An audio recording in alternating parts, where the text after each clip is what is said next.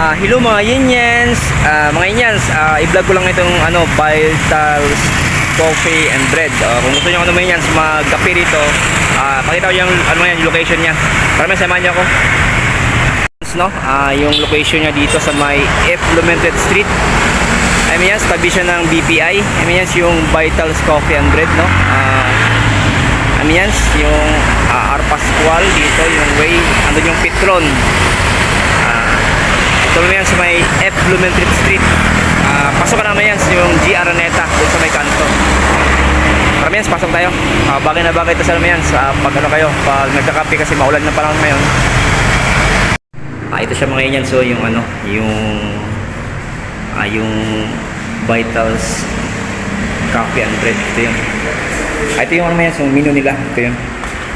Pakita ko na sa yung mga yan, no? Ayan. Meron silang dito, margarita pizza. Ayan. 480. Yung 4 cheese pizza naman, 520. Tomato pasta, 300. Tapos, truffle mushroom pasta, 360. Meron sila ito mga yung french fries, 185. Ayan, may cheesecake sila, 150. Brownie bliss, 180. Ayan, marami ito ngayon yung listing natin dito. Ito may yung kape nila. Ayan. Exclusive nito sa kanila. Ito yung hot, tapos may coke. Mushroom latte, 180. Ayan, mga yan. Meron silang Irish coffee. Ayan, mga yan, 175. Tapos yung cold, 195.